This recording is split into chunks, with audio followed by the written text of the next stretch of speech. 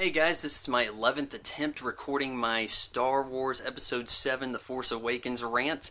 I have a 15-minute limit from YouTube for keeping it real too damn often. Oh, keeping it real too damn often. He's keeping it so real, he's using flashlights instead of regular people lights.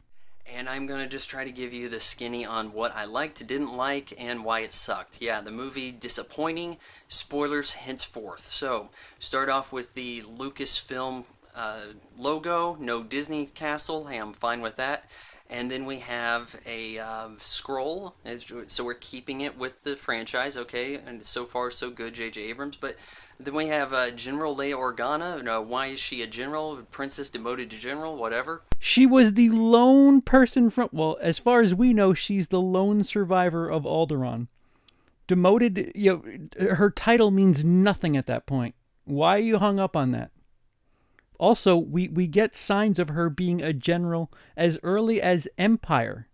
I don't understand, what that has to do. Her title is what bothers you already? At this point, you're genuinely nitpicking.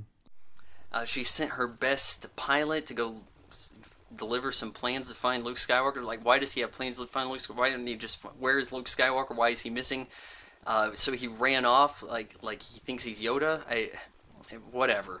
Anyways, it's got this faction, the First Order, has been able to show up. I guess they took control over the Republic.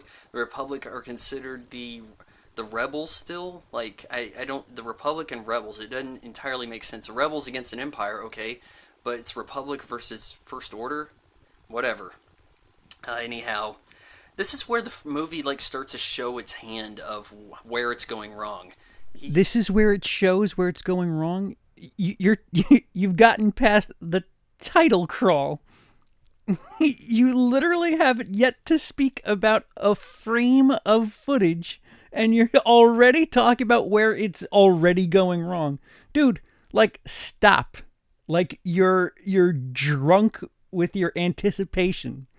How about soaking in a character or two, dude? Seriously? You got this guy Poe, the pilot, gives the MacGuffin of the film to a droid. We're doing that again? Well, technically, dude, the MacGuffin actually is BB-8, theoretically. Quite technically, the MacGuffin is the BB-8 because everybody's after BB-8. Yes, they're after the information, but at that point, there's a point where Rey has that very same information where, the MacGuffin within BB-8 is not really necessary because Rey has seen it. Technically, the MacGuffin could be BB-8, but, the use of that word is kind of flimsy at best. And as soon as that happened, I should have been like, yep, it's Star Wars 1977 all over again, but we're going to get a good dose of Hunger Games because, yay, feminism sells tickets. Yay, that's going to happen. Hunger Games and feminism. Wait, why is the fact that there's feminism linked to Hunger Games? I could reference another space movie with this character, Ellen Ripley. She was a female lead character who was kind of a badass in a space movie. What does it matter what the sex of the character is? Dude, and why does it link to Hunger Games? Dude, what are you talking about? So, jumping in on the scene to attack them are some stormtroopers. Stormtroopers seem way more competent in this film than ever before. One of them is phased, and he's ready to defect. And I like how his buddy dies. He gets this red streak on his helmet from the blood, and it's okay, I've had enough of this. But that marks him, and it's kind of a good plot device in the sense that, okay, now we have identified who the stormtrooper is that we're looking for. As far as people know who's going to be what in the movie. It's yeah, okay, all these stormtroopers look alike, but wait, that one's got red on him. You got red on you. So, he's ready to leave. He runs off with Poe, and they escape and all this. I don't have time to be going through all the plot points. Dude, you don't have to keep the film school textbook so close by when you watch movies. You can enjoy some of this stuff too. But yes, you're right. And the red is finger marks, but that's neither here nor there. But you are right. That brings us to BB-8. I like the design of the droid. The roller bot is a good idea. But as droids go, it's good to have a buddy to play jokes off of. Hey, C-3PO, you might be kind of helpful, but you're going to be getting in the way. Hey, R2-D2, you did something helpful, but you're making the bleepity bloop sounds, and you're flying across the place, or who knows, you get ate by something. BB-8, it's the one-man show. He's the comic relief through and through, and so he gets annoying. You have your BB-8 Phil, I feel like. John Boyega, though, as the reluctant stormtrooper, I really liked him. I thought he was the bright spot in this movie. He was charming and charismatic and funny when needed to be. I felt like he was the character who actually had some kind of depth or dimension to him or growth through the film. And everybody else, it's like fan service. Han Solo jumped on the scene. The audience I was with, this is 11 a.m. in one of the biggest theaters in town. And it was mostly adults, to be honest with you. Hey, I wanted to go when the kids were not going to be there so much. There was applause when Han Solo first showed up, and that was the last of the applause for the movie. No clapping whatsoever at the end. Everybody just felt gutted. The death of Han Solo at the hands of his son, Kylo Ren, was bullshit.